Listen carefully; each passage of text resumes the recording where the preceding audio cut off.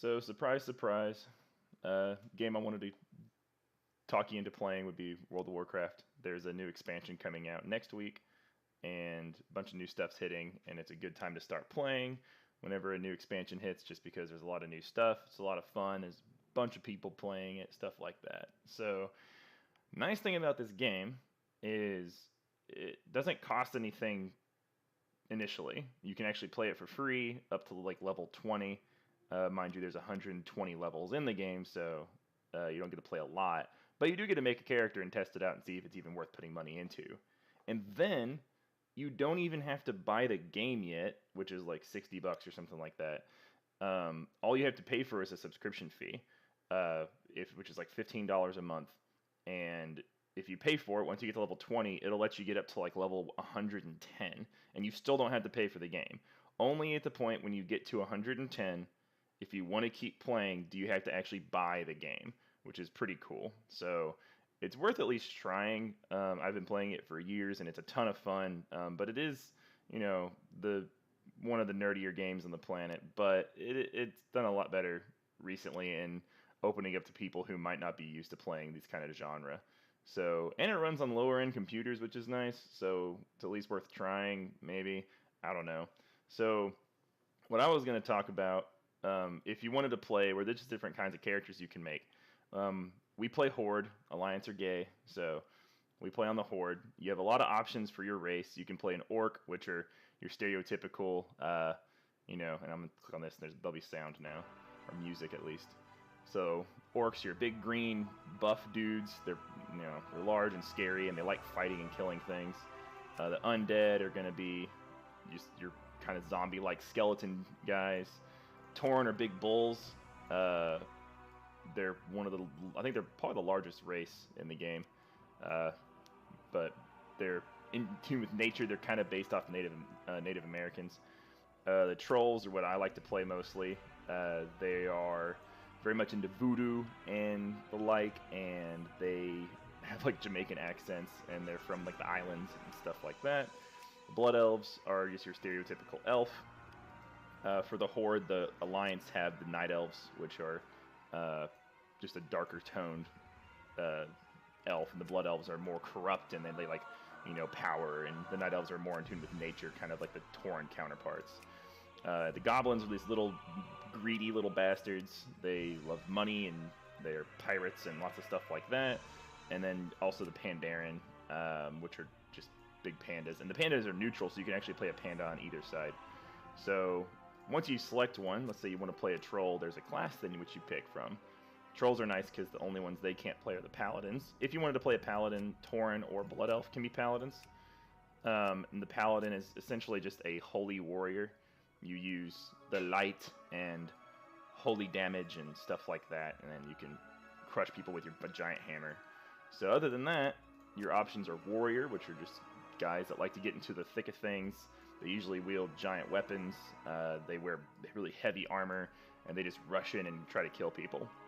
Hunter is your archer kind of archetype. They always have a little pet, and you can choose excuse me, you can choose from tons of different pets. There's tigers to raptors to lions to birds of prey to little crabs to turtles. There's like tons and tons of different pets. Rogues are going to be your little assassin guys. They carry daggers or swords. They can stealth. They backstab people, and it has little information here, kind of describing them too. But they're very sneaky, and they do a ton of damage, and they usually are unseen whenever they're fighting. A priest is a healer or a damage dealer, but they're primarily healers. They keep everyone alive, and that's kind of their role.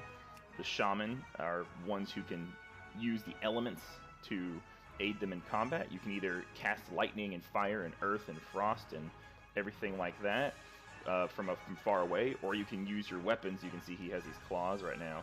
You can use those same elements to bolster your melee weapons and then fight people like a warrior would, just like an elemental warrior.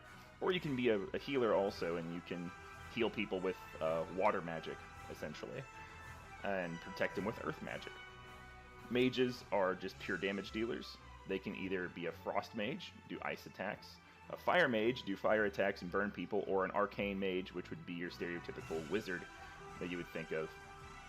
Warlocks are kind of like mages, but they, instead of using fire, frost, and arcane, they use darkness and fire and demons and stuff like that. So they're kind of like a mage version of a hunter, in that they have a little demon pet, and there's lots of different demon pets you can get, and they kind of corrupt things and burn things and hurt things over time, and use their demons to hurt people.